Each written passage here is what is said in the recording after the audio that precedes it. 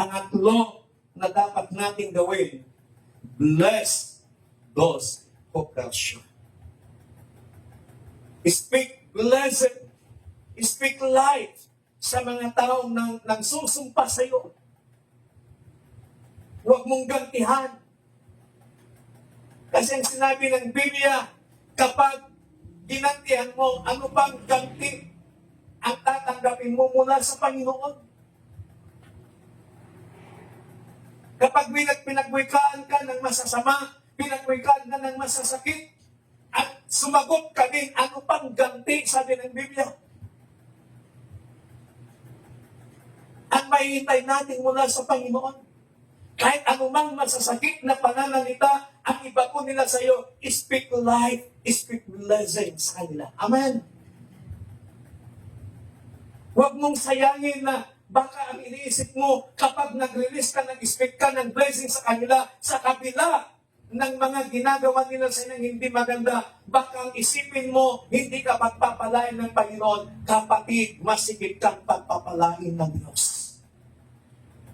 Ginagawa mo lang yung sinasabi ng Panginoon na pagpalain mo yung mga taong sumusumpa sa iyo. Ang sabi pa nga ng Biblia, kung ang kaaway mo na gutom at lumapit sa iyo, pakainin mo siya. Pero huwag niyong bigyan ng lason, ha? Huwag niyong lagyan ng lason yung ipapakain niyo. Kapag meron ng away sa iyo, kapag pinagwitan ka ng hindi magaganda, at meron siyang kailangan na meron kang kakayahan, gawan mo ito ng mabuti. Pakainin mo siya kung nauuhaw siya. Sabi ng Biblia, painumin mo siya. Kung wala siyang may suot na damit, bibigyan mo siya ng damit. Ang ibig sabihin nun na sinasabi, itinuturo sa atin ng ating Panginoon na kahit ano pa ang gawin nila sa iyo, as long as na naglilingkod, nagpupuri ka sa Panginoon, huwag na huwag mo silang gagantihan.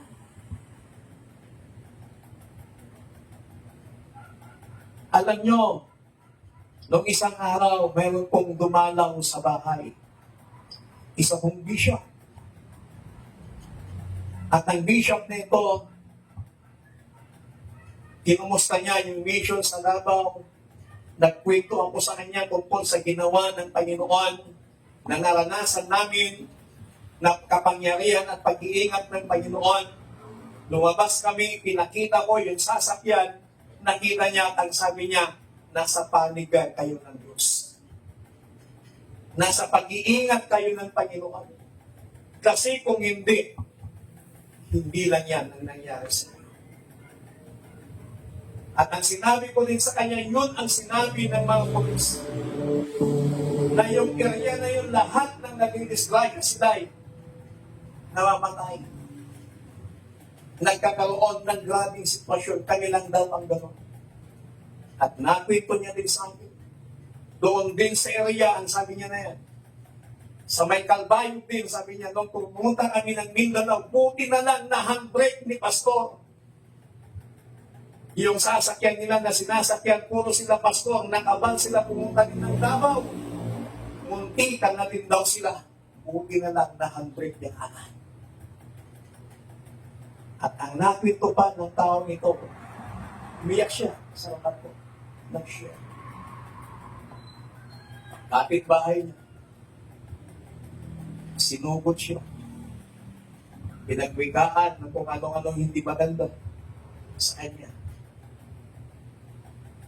Ulbot ka nga bishop, demonyo ka nga bishop. Yan ang sinasabi niya sa kanya. Alam niya, sabi ko sa bishop, pare, hindi ako naawa sa iyo sa ginawa nila sa iyo. Naawa ko sa taong gumawa niyan sa iyo.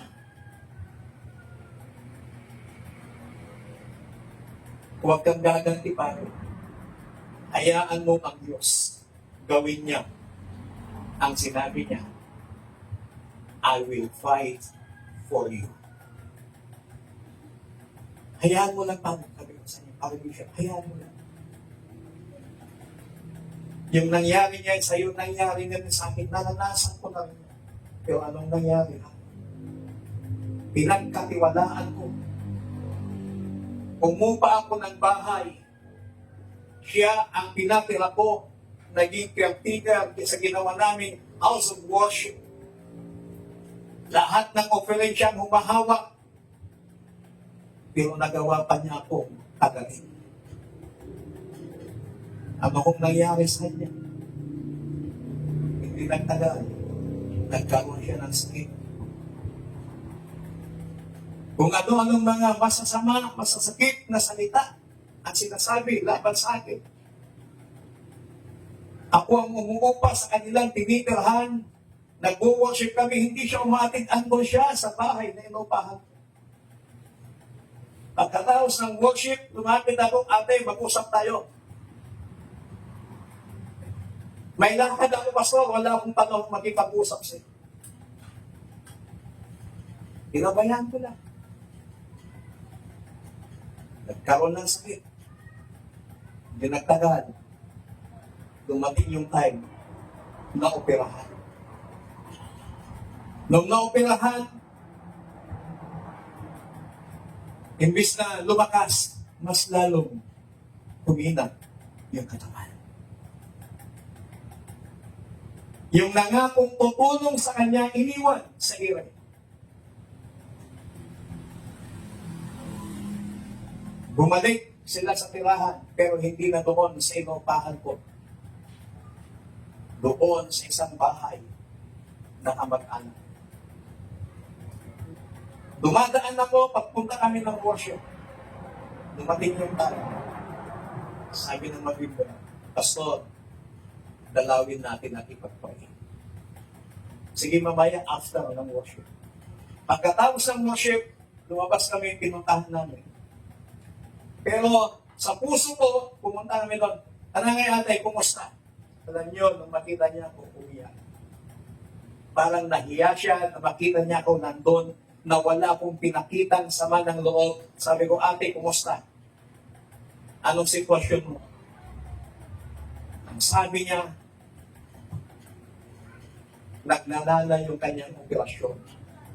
Kailangan may balik sa ospital at maoperahan muli.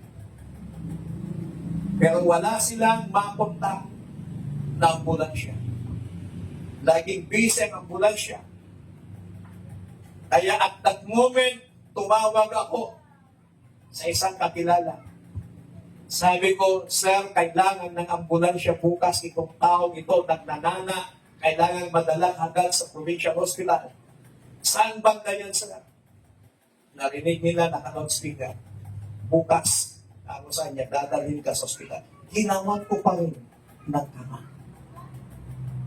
Sabi ng babae nito, salamat, pastor. And then, umiyak. Iyakap ako. Patawarin mo ako, pastor. Sabi ko sa niya, noon pa lamang unang gumawa ka ng ganyan. Noong una pa lamang na pinagwikaan mo ako na hindi magaganda, pinatawad na kita. Nung nilapitan kita para kausapin, wala akong sama ng loob. Namatay ko sa ospital.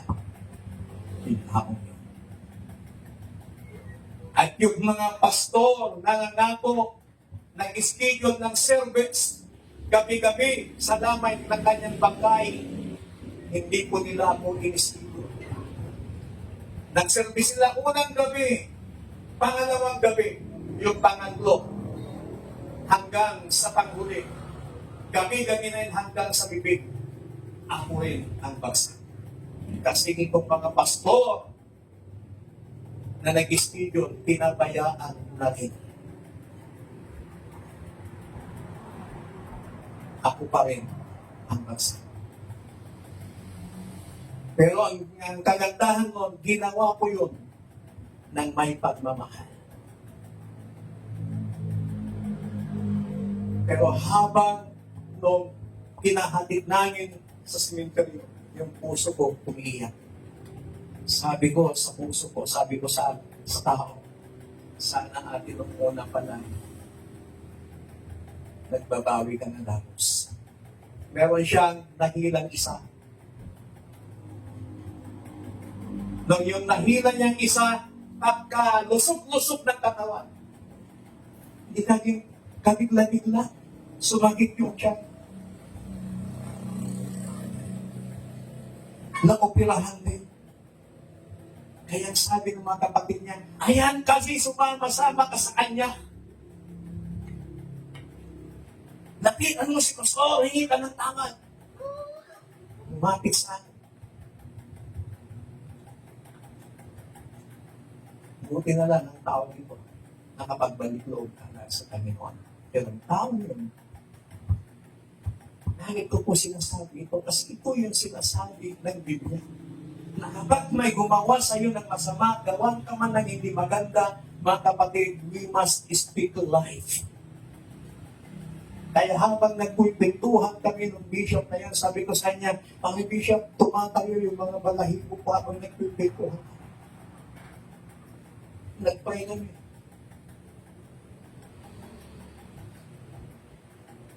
Ngayon may pumalit. Kapatid ng taong yun. Ngayon, the same story. Unti-unting nagkakaroon ng iba't ibang karamdaman ang taong dito.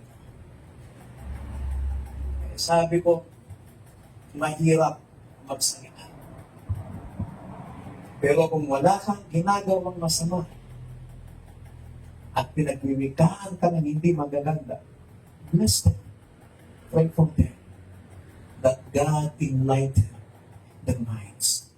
Wag na wag kang gaganti. Because, sabi ng Panginoon, ano pang ganti ang malalasak mo sa Panginoon kung gumanti ka na. Isa lang ang sinasabi ng Panginoon, pray for those who persecute you. Pray and bless your enemy. Kapatid, sa hapon ito, February, tinatawag nila ng Love Month. Ang dami ng klaseng mga sermon na narinig natin about love. But ito, vertical relationship, vertical love, and horizontal love. Kung mahal natin ang Panginoon, mahal din natin ang mga mahal ng Diyos. We must love even the lovable person. Mahalin po natin sila. Love is the commandment we obey. Love is a choice we make. And love is a concern we have. Let us love one another as the Lord Jesus Christ command us. Love one another. Why? Upang makilala, makita ng mga tao na tayo nga ay mga disipulo o mga tagasunod ni Jesucristo. Tayo pong lahat ay tumayo. Hallelujah.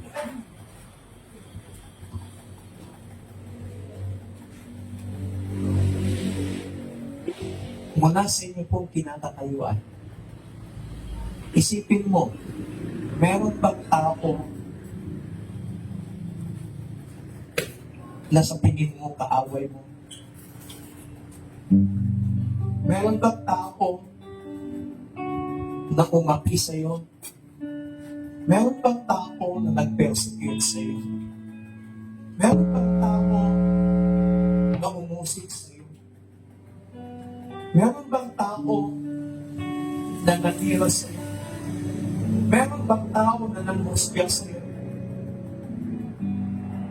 Kapatid, mula sa itinatapayuan, you must pray for them. You must speak blessing for them. You must show your love for them. Hallelujah.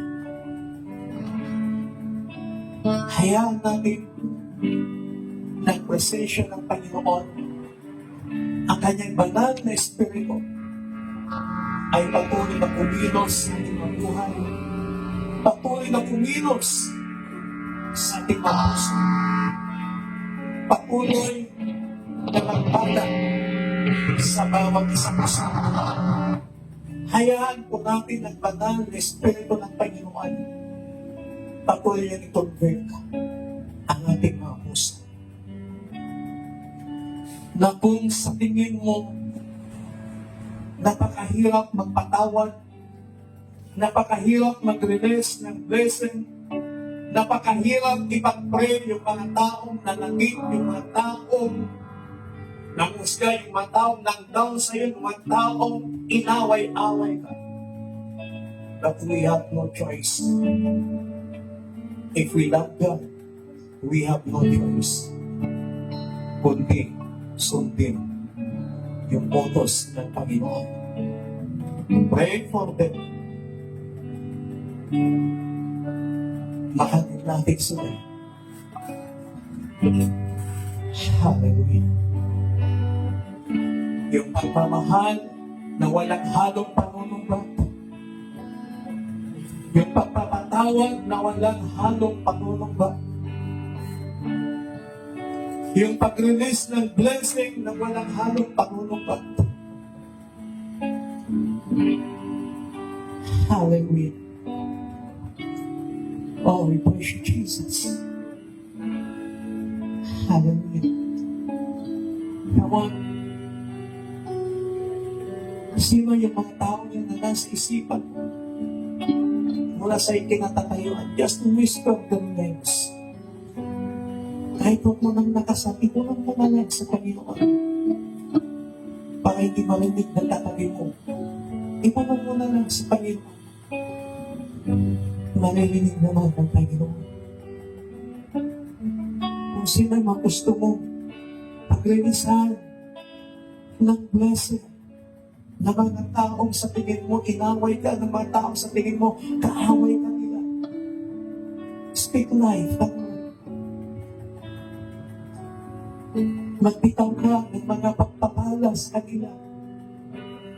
Magbitaw ka ng mga pagmamahal sa kanila. Magbitaw ka ng mabiyaya mula sa kanila. Hallelujah. Oh, we praise you, Jesus. Hallelujah. Oh, we glorify you. Oh, Jesus.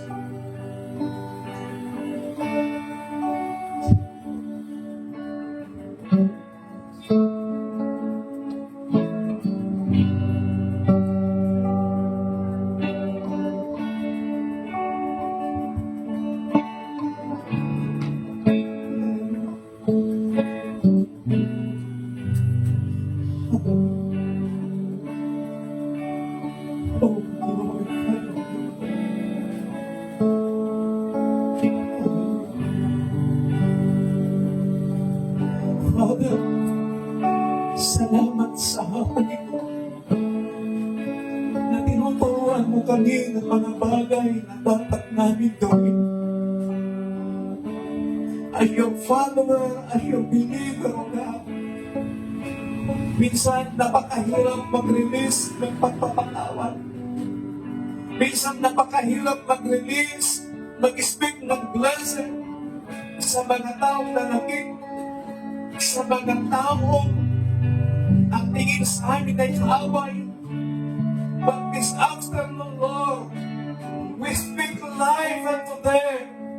We speak blessing unto them, God. Sa lahat ng mga taong ang tingin sa amin ay kaaway, Lord, bless those people. Bless those people, Lord God. Enlighten their minds. Panginoon, kumilos ka sa kanilang mga buhay. Pagpalain mo sila, Panginoon. Pagpalain mo sila. Pagpalain mo sila, Panginoon. Buksan mo kanilang kaisipan ng kanilang mga puso. Upang sa ganoon ay magpupo silang lumapit sa iyo, Panginoon. Hallelujah, yakapin mo mga tao dito, Panginoon Diyos. Yakapin mo ang mga tao dito. Mahalin mo ang mga tao dito, Panginoon. And help us, O Lord, to love even the unlovable person. Help us, O God, to love na mahalin yung mga mahal mo, Panginoon. Sa aming sariling kakayanan as human, hindi namin kaya gawin ito.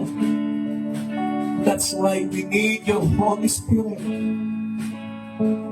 Tulungan mo kami, Banal na Espiritu, upang ang mga bagay na ito na ipinapagawa sa amin ng Panginoon Jesus ay aming magawa without judgment. Pero gagawin namin ang lahat na ito dahil mahal namin ang Diyos at mahal din namin ang lahat ng mga mahal ng Diyos, including all kinds of people. Magagawa namin silang mahalin. Ano mang mga ibinatamo nila sa aming Panginoon, na mga hindi ka nais na mga salita, Lord, mahal pa rin namin ang mga tao ito. Patuloy ka pagkumilos. Pagpalain mo bawat isa sa aming Panginoon. Pagpalain mo rin namin. Salamat po ng mga amin. Give you all the glory, praises and thanksgiving. In Jesus Christ, mighty name we pray. Everybody says, Amen. Palakpakan natin ang Panginoon.